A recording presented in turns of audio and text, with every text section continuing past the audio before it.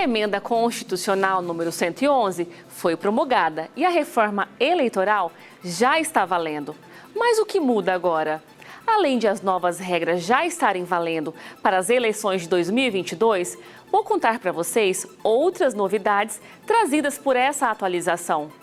Os candidatos negros e as mulheres, por exemplo, terão seus votos contados em dobro para fins de distribuição do fundo eleitoral entre os partidos até 2030.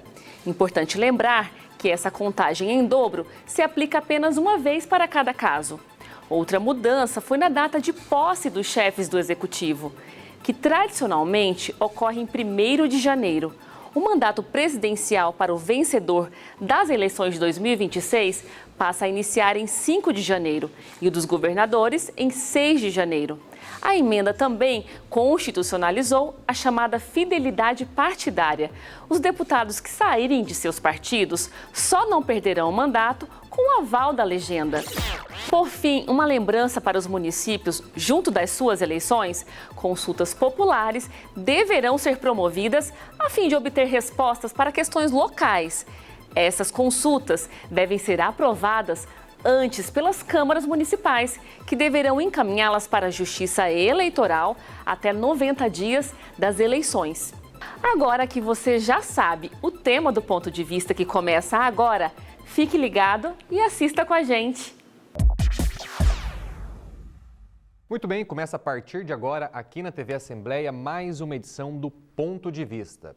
Programa que você que acompanha a produção de conteúdo da Assembleia Legislativa já sabe, é o espaço dedicado a discutir o cruzamento entre o direito e a política, porque é no ambiente legislativo onde as principais discussões que vão atualizar, aprimorar, inovar o nosso ordenamento jurídico acontecem. Sem sombra de dúvida, são os deputados os protagonistas dessa inovação do corpo de leis a quais todos nós estaremos submetidos na condição de cidadão, na condição de advogados e operadores do direito a discutir a sua constitucionalidade. Os juízes, por sua vez, vão aplicá-las em suas decisões e os chefes do Poder Executivo vão aplicá-las na forma de políticas públicas. E como você viu aí no começo do programa, com a apresentação da minha colega Areta Muritiba, a gente vai falar hoje sobre um tema que tem tudo a ver entre direito e política e Assembleia Legislativa. A gente vai falar sobre a reforma eleitoral que já está valendo para as eleições de 2022. E para buscar entender o que mudou com essa emenda constitucional, a gente trouxe o advogado e conselheiro da OAB,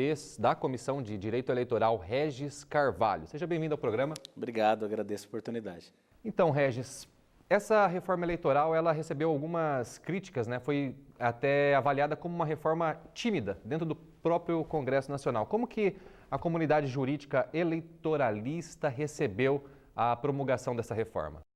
Veja bem, essas reformas muito profundas, especialmente sob o ponto de vista eleitoral, elas demandam realmente muito tempo, porque o que acontece? A partir do momento que se estabelece uma mudança profunda na legislação, isso envolve muitos debates dentro das comissões da Câmara dos Deputados e posteriormente do Senado, né? Especialmente se tratando de uma emenda à Constituição, né? Então existia um tempo muito tímido aí para realmente atuar de forma mais profunda nessas alterações, até porque existe uma vedação que a gente chama de princípio da anualidade, né? Então, o que a Constituição ela diz? Esse é um princípio do direito eleitoral. Do direito eleitoral. Está previsto na Constituição Federal, né? O artigo 16 da Constituição ele fala o seguinte: qualquer reforma na legislação eleitoral ela só vai poder valer a partir de 1 ano da sua promulgação.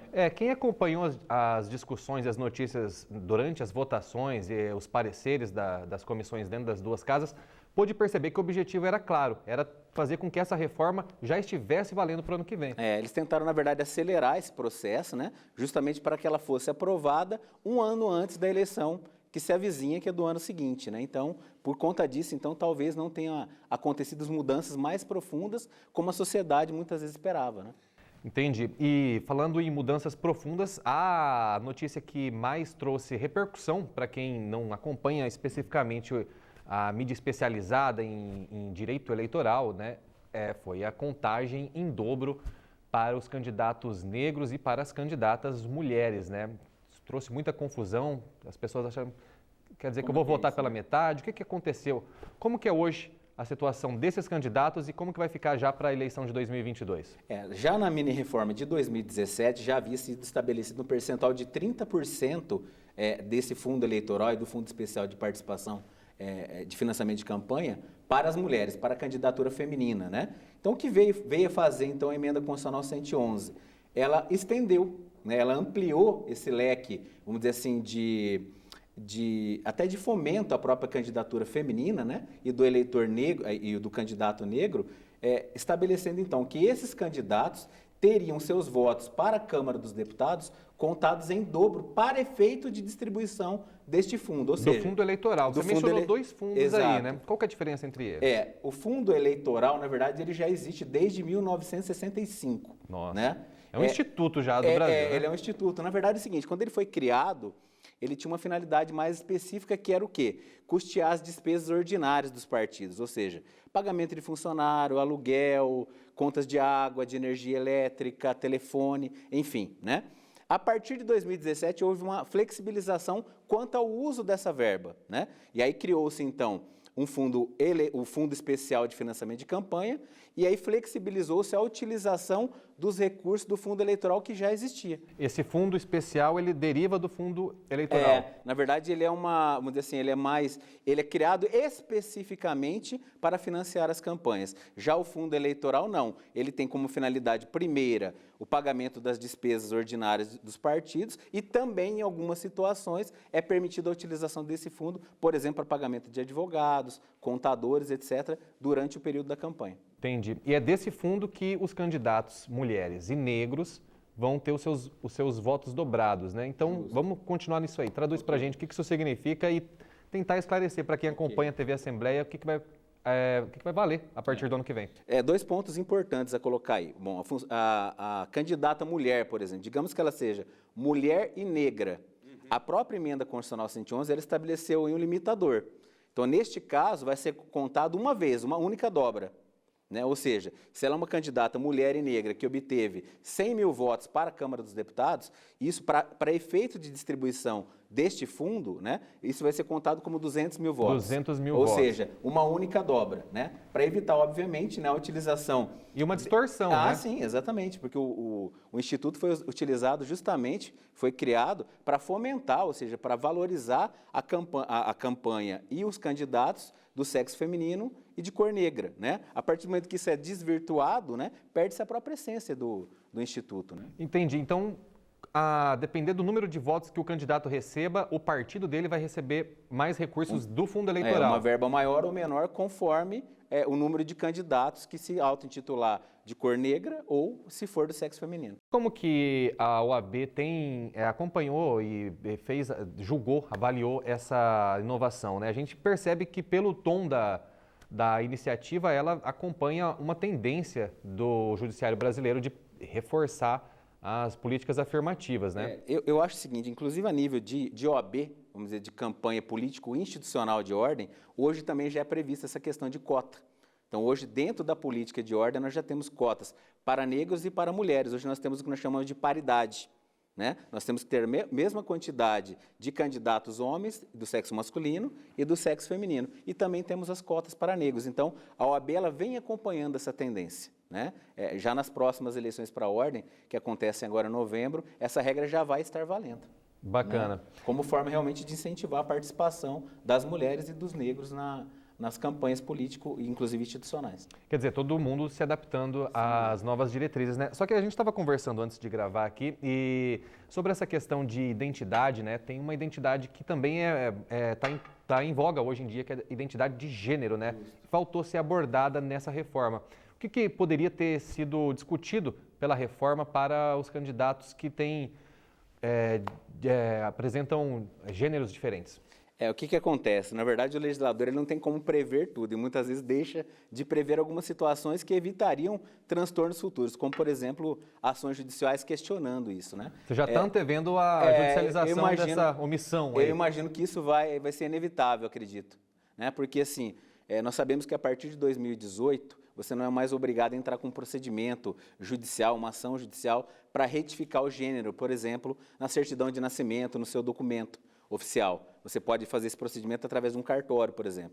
Não é mais nem necessária mudança de sexo para essa finalidade, né? Então, quer dizer, vamos imaginar aí um candidato, né, nascido do sexo masculino que depois se declara feminino, altera o registro, e aí como é que vai ficar essa questão da distribuição deste fundo para este candidato? Né? Eu acho, isso como você bem colocou aí, eu estou tentando, de certa forma, antever alguns problemas que venham a surgir, mas isso vai ser objeto, sim, de alguns questionamentos. Muito embora, vamos dizer assim, oficialmente aquele candidato esteja registrado como do sexo feminino, né? Mas eu acho que isso o legislador já poderia ter previsto, né? Inclusive aqueles... Para trazer mais segurança, né? Para trazer mais segurança jurídica, porque eu penso o seguinte, nunca é demais antever aquilo que pode causar um problema futuro, né? Então, eu costumo dizer o seguinte, melhor você ter cautela em excesso do que depois, lá na frente, sofrer as consequências de um processo judicial que só prejudica o próprio eleitor, o candidato e o próprio judiciário, por fim, né? Que está na ponta.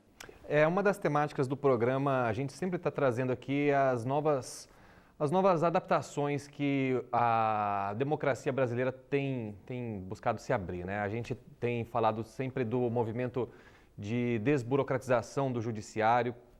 O CNJ incentiva muito as práticas de resolução dos conflitos por formas alternativas, mediação, conciliação. Isso tem se refletido em diversos outros aspectos da vida da administração pública brasileira, na reforma eleitoral, na justiça eleitoral, no sistema eleitoral. Isso também, obviamente, por ser o suporte da nossa democracia, não vai passar despercebido, né?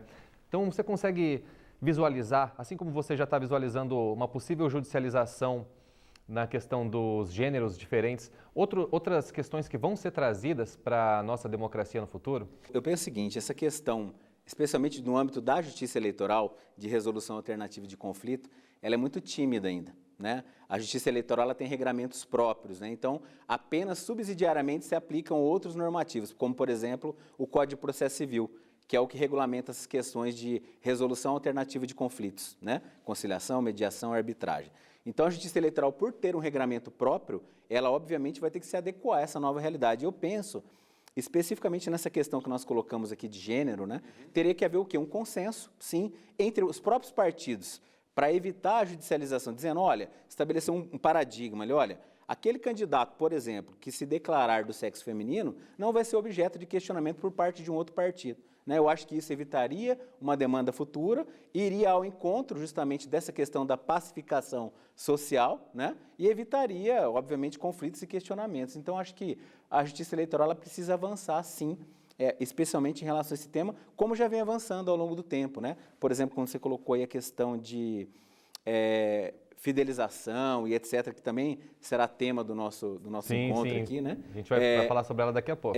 A questão da fidelização, por exemplo, já é uma questão que, embora agora constitucionalizada, ela já havia sendo objeto de discussão no TSE desde 2007. Nossa, né? Então, quer dizer, 14, 15 anos já se discutindo um tema que somente agora foi constitucionalizado. Então vamos aproveitar e explicar o que é a fidelização partidária de acordo com essa reforma que constitucionalizou a matéria, né?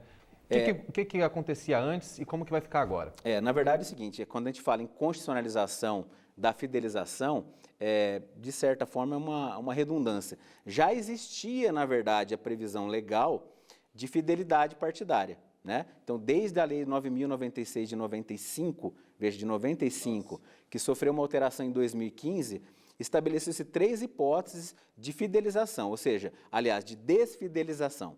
Ou seja, quando que o candidato poderia se desfiliar sem sofrer a consequência que seria a perda do seu mandato eletivo, né? O que veio a fazer a reforma, a emenda constitucional 111? Ela criou, no âmbito constitucional, uma previsão de que, além daquelas 13 hipóteses já previstas na legislação ordinária, haveria uma nova hipótese, ou seja, o candidato teria que se fidelizar ao partido e só não perderia o mandato caso o partido autorizasse a sua retirada. E isso eu acho que nunca acontecia. Isso não aconteceu. Então, na verdade, ele criou uma 4ª hipótese, né, de possibilidade de desfidelização sem perda do mandato, né? Então, isso foi acrescentado pela emenda constitucional 111, salvo engano, no parágrafo 6º do artigo 17 da Constituição. E isso, dentro do Congresso Nacional, eu imagino que seja um dos temas que mais movimenta o corpo jurídico, né? Porque o que tem de político que troca de partido, partido que também é englobado por outros, né? A gente pode falar também sobre isso, né? As incorporações partidárias. Vale lembrar o seguinte, que a questão da fidelização partidária, ela só existe para os cargos proporcionais, pelo sistema proporcional. O cargo São majoritário os não. deputados, senadores, vereadores. Justamente. Então, quer dizer, aqueles candidatos de mandatos proporcionais, né, pelo sistema proporcional, estão vinculados, então, à questão da fidelização partidária. Já os majoritários, não. Nós tivemos isso na última eleição presidencial, né? Onde o candidato, presidente não tem partido hoje. Justamente. É um presidente hoje sem partido. Você acha que a gente pode vislumbrar a possibilidade de uma candidatura sem partido, já que mencionou que o próprio presidente, né, a autoridade máxima da República, não tem partido, ele precisa buscar um partido até o ano que vem, né? Eu acredito o seguinte, que a tendência é que isso venha acontecer. Eu não sei se num curto prazo, mas eu acho que a tendência é que isso venha acontecer. Porque hoje ainda a orientação da Justiça Eleitoral é no sentido de que o mandato pertence ao partido e não ao candidato, né? Então, assim, essa regra ela vai ter que acabar sendo flexibilizada. Obviamente que vai haver uma resistência muito grande dos próprios partidos políticos em relação a isso, né? Então, acho que é assim. Mas eu acho que é uma tendência que tende aí a acontecer, né? Talvez eles experimentem com algumas cautelas. Regiões menores, né? Talvez para algumas cidades menores talvez eles permitam por isso. determinados cargos, por exemplo, só vereador, só deputado estadual, né? Eu acho que é a forma mais segura de se fazer um teste, né? Vamos dizer assim. Falando sobre a questão do presidente sem partido, os presidentes, bem como os governadores, também vão ter a sua data de posse alterada. Essa reforma mudou do dia 1º para o dia 5 e 6 de janeiro. Isso aí tem algum reflexo concreto para a vida do candidato, do eleito e de quem vai entregar o cargo? Veja bem, primeiro é bom registrar o seguinte, que essa reforma, essa alteração, especificamente em relação aos mandatos de presidente da República e governador, né, e seus respectivos vices, ela só vai valer a partir de 2027. Ou seja, na eleição de 26. De 26. Então, quer dizer, aqueles que forem eleitos na eleição de 26 vão tomar posse no dia 5 e no dia 6 de janeiro.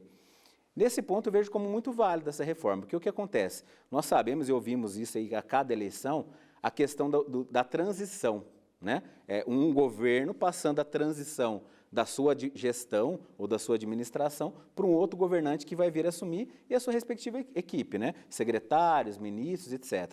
E eu penso o seguinte, o dia 1º de janeiro, né, é um dia assim, de consagração universal, né? Toda a população mundial vai estar ali comemorando o quê? A passagem de ano, né, o início de um novo ano. Então, as atenções não vão estar voltadas especificamente para essa questão política propriamente dita. Então, acho que vamos dizer assim, essa flexibilização de data de posse, do dia 5, dia 6, daria, ainda que embora um espaço muito diminuto, né, daria tempo, pelo menos, para que as partes, semana, né? As partes, pelo menos, que conversassem, que se entendessem entre si, né, e que tomassem, pelo menos, pé, né, daquilo que eles vão assumir dali para frente. Nesse meio tempo, quem que continua com o mandato? Não, o eleito? O próprio eleito, né? O eleito só vai, vamos dizer assim, ele só vai deixar de exercer o seu mandato, no caso do presidente, a partir do dia 7 e dos governadores a partir do dia 6. Então, ele exerce o mandato, respectivamente, até o dia 5 e até o dia 6. Bacana. Você está acompanhando aí algumas das novidades trazidas pela reforma eleitoral. Esse é o ponto de vista. A gente volta, vai fazer um breve intervalo e volta daqui a pouco com uma novidade. Uma novidade não, uma antiga novidade, que a gente vai voltar com as perguntas que vocês que acompanham a Assembleia Legislativa no nosso Instagram mandaram. E o nosso entrevistado, Regis Carvalho, vai responder. Fica de olho, daqui a pouco a gente volta. De uma hora para outra, foi como se tivéssemos ficado de mãos atadas, sem saber ao certo o que viria pela frente. Só não podíamos ficar de braços cruzados. Pelas mãos dos deputados, importantes leis foram criadas, como o Programa Mais Social, que está transferindo renda para alimentar as famílias mais vulneráveis. Com o apoio da Assembleia, mais de 15 mil novos empregos foram gerados, só no primeiro trimestre de 2021. E Mato Grosso do Sul está entre os estados com vacinação recorde no país. E os mesmos braços que estão recebendo a vacina são aqueles que cuidam e salvam vidas, que mantêm o lar, que protegem, que lavram a terra, que produzem, que mantêm as cidades limpas e o comércio de pé, que movimentam a vida em direção a um futuro de esperança. Assembleia Legislativa de Mato Grosso do Sul. A gente volta agora com o segundo e último bloco do Ponto de Vista. Hoje você está acompanhando tudo sobre a reforma eleitoral, um tema que tem tudo a ver com a Assembleia Legislativa, com Direito e Política. E o nosso entrevistado, Dr. Regis Carvalho, que é conselheiro estadual da OAB de Mato Grosso do Sul, respondendo pela Comissão Eleitoral, está explicando todas as dúvidas que a gente conseguiu pensar a respeito dessa inovação, dessa emenda constitucional. Está gostando da conversa, doutor? Muito bacana, muito instrutivo. Queria até parabenizar vocês aí pelo programa, pela oportunidade, que acho que é uma forma que a gente tem realmente de trazer para a população, né, de uma forma mais leve, numa forma mais, vamos dizer assim, menos prolixa, né, esse tipo de alteração que vai acabar afetando todos nós, né? Todo mundo vai precisar saber o que mudou, né? Inclusive, quando a gente fala em política, em democracia, a gente tem um lema que é sempre repetido, né? Que as pessoas vivem nas cidades, né? O municipalismo tem sido a tônica de algumas empreitadas políticas recentes, né? E as cidades, elas também foram foco dessa reforma eleitoral, né? O que vai mudar com a reforma eleitoral nas eleições municipais? O que ocorre? Na verdade, a Constituição Federal já prevê lá no artigo 1º que todo poder emana do povo, né? E que por ele será exercido diretamente ou por meio de representantes. Então, quando a gente fala por meio de representantes, é através do voto, né, onde eu confiro um mandato para alguém que vai, então, estar atuando em meu nome, ou seja, vai estar exercendo uma atividade em meu nome. Estou otorgando um mandato político. É uma licença, né? É uma licença, justamente. Uma procuração como a gente dá para o advogado, né? E existe também a atuação do povo diretamente. De que forma? Através de 3 institutos que já eram previstos na Constituição: referendo, plebiscito e iniciativa popular. Vou dar um exemplo aqui muito rápido de iniciativa popular, por exemplo. A questão da lei da ficha limpa. Sobre direito eleitoral. Direito eleitoral. Ela partiu de um projeto de lei de iniciativa popular, ou seja, a população visualizou uma necessidade de criar um instituto que vedasse, né, a candidatura daqueles candidatos ditos fichas sujas. Então, apresentou um projeto de lei de iniciativa popular que veio a ser sancionado pelo Congresso Nacional, né? Então, isso é uma forma de participação popular. E a emenda 111, já falando do nosso tema, ela trouxe também uma forma de participação da população nas decisões do próprio município. De que forma? 90 dias antes do pleito eleitoral, a Câmara Municipal ela pode encaminhar ao Tribunal Regional Eleitoral uma determinada demanda municipal. Ou seja, vamos imaginar aí um exemplo: uma determinada cidade vai receber um recurso para construir, por exemplo, um hospital. Mas a população entende que aquilo ali não é uma necessidade primeira, né, daquele município. Ela preferia que aquilo fosse investido, por exemplo, em creche. Então, ela coloca isso como uma consulta popular. E vai ser na forma de plebiscito ou referendo? Plebiscito. Então, quer dizer, a população vai ser consultada, né? E vai dizer, olha, onde que eu quero que aplique este ou aquele recurso, né? Com qual finalidade? Nós estamos vendo aqui, vou até dar um exemplo mais próximo da gente, a cidade de Ribas do Rio Pardo, que vem recebendo um grande empreendimento que vai impactar diretamente na vida da população, né? Tem um fator positivo, que é o crescimento da população, maiores oportunidades de emprego, mas a reboque também vem os problemas. Por exemplo, saneamento básico, aumento do valor, por exemplo, dos aluguéis, especialmente que impacta na vida daquela população mais carente que é da cidade. Então, a população, neste caso, ela poderia ser consultada. E aí? Né, nós vamos autorizar a vinda dessa empresa para cá? Isso é mais positivo ou mais negativo para a população? Então, é uma forma de participação popular direta. Né? Interessante. É um estímulo às novas, aquilo que a gente havia conversado, né? As diferentes formas de participação, de reforço, de exercício democrático. Eu acho assim, a população mais do que ninguém entende a sua necessidade, né? Assim, por mais que a gente confira um mandato para um representante, somente a gente mesmo ali que vive a pele, né? O dia a dia da cidade, especialmente as comunidades mais carentes, etc., sabe aonde que aquele determinado recurso pode ser melhor aplicado, né? Em seu benefício. Então, acho que por isso, pensando nisso também, no estímulo à participação popular, né? Na própria gestão pública, né? É que então a emenda constitucional 111 trouxe essa possibilidade. Gestão pública. E o programa não para por aqui. Como eu disse no primeiro bloco, a gente vai responder agora as suas dúvidas que mandaram. Você que acompanha aí a Assembleia Legislativa no Instagram, mandou a sua dúvida sobre a reforma eleitoral, quer saber o que vai mudar a partir já do ano que vem. Vai ter a sua dúvida respondida agora pela minha colega que estava ali no começo do programa e volta agora Areta Muritiba. E aí, Areta? Olá, Radamés. É um prazer imenso estar de volta aqui no Ponto de Vista, hoje conversando com o especialista em direito eleitoral, Dr. Regis Carvalho. Obrigada por ter aceito o nosso convite. E a Assembleia Legislativa tem tudo a ver com o assunto eleitoral, né? Uma vez que as mudanças já estarão valendo para as eleições de 2022. Com isso, os nossos seguidores já enviaram algumas dúvidas.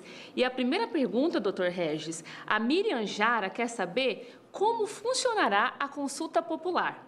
É isso aí, a gente estava justamente falando sobre ela, né? Quais outras questões podem ser resolvidas através desse plebiscito que ele é incentivado pela reforma eleitoral?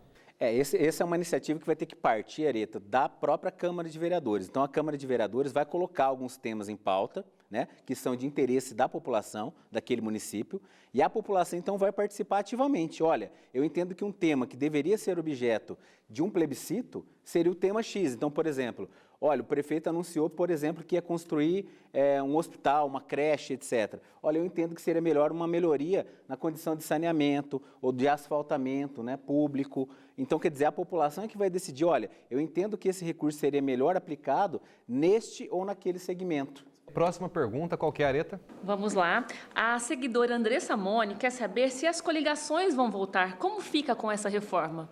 A gente chegou a mencionar também alguma coisa sobre a fusão e a incorporação de partidos, mas esse tema é mais relevante ainda, né? O que vai mudar com as coligações partidárias? As coligações partidárias, com a emenda constitucional 111, não houve alterações, tá? O que houve com a emenda constitucional 111 foi a possibilidade de fusão de partidos. Ou seja, dois partidos podem se unir em apoio a uma determinada candidatura. Então, ele vai criar uma federação de partido. Os partidos vão se unir e vão criar uma federação de partidos. Obviamente que isso vai ter que haver o quê? Uma identidade, né, em relação àqueles dois partidos. Ideológica, né? Política, social, né, que vai, então, ensejar essa federalização de partidos. Eles vão se unir em torno de uma determinada candidatura. E o que trouxe de novo essa emenda constitucional 111 é o seguinte, que com essa fusão de partidos, esse partido que foi fundido com o outro, ele não vai, por exemplo, responder, por exemplo, por dívidas eleitorais do partido que está aderindo, né? Então, se tiver uma dívida eleitoral por uma multa eleitoral e etc., em razão da prestação de contas do partido, ele não absorve isso. Antigo partido. Cada um, vamos dizer assim, em relação, vamos dizer assim, ao ônus, cada um que arque com o seu. Né? Eles vão, na verdade, compartilhar dos bônus de uma união, né? Que eu acho que é sempre salutar. Eu vejo como positivo também essa possibilidade. No geral, a reforma foi positiva, né? Positiva. Poderia ser mais abrangente, só mas que como nós dissemos, o saldo não houve tempo, ainda continua né? positivo. Não houve tempo para isso, eu acredito, né?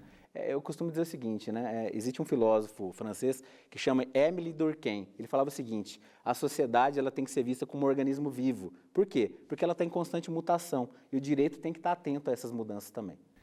E é um exemplo, raro exemplo do direito estar respondendo a tempo, né, com essas mudanças.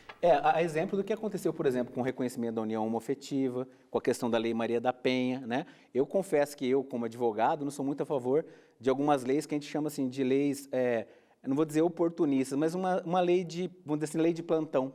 Aconteceu um fato isolado e aí se altera toda uma legislação para poder adequar aquele fato isolado. Agora, esses fatos que impactam a vida de toda a sociedade, eu sempre acho muito pertinente, como eu disse, a legislação ela tem que estar atenta às alterações da própria sociedade. Né? Bacana. Essas foram as últimas considerações do nosso entrevistado, o advogado Regis Carvalho, que representa aqui no Ponto de Vista a Comissão de Direito Eleitoral da OAB de Mato Grosso do Sul. Quem quiser entrar em contato com a comissão e saber mais sobre esse tema e as próximas mudanças do direito eleitoral. Bom, o contato pode ser, quem quiser entrar em contato diretamente comigo, deixa aqui o meu e-mail de contato, regiscarvalho@regiscarvalho.adv.br. O endereço está passando aqui embaixo do vídeo. Ok, ou diretamente na OAB, ali na Avenida Mato Grosso, 4.700, também nós estamos à disposição para atendê-los. Muito bem, eu vou ficando por aqui, mas não sem antes me despedir da minha colega Areta. É isso aí, Radamés. Eu quero agradecer a participação do Dr. Regis Carvalho, que elucidou todas as dúvidas dos nossos seguidores e de todos os nossos telespectadores sobre a reforma eleitoral. E para você, nosso telespectador, não deixe de seguir as nossas mídias sociais para mais conteúdo. Aproveite e compartilhe o nosso link com a sua rede de contatos. Obrigada pela sua companhia e pela sua audiência. Até o próximo encontro. TV Alemes, 20 anos, a TV da gente, GMS.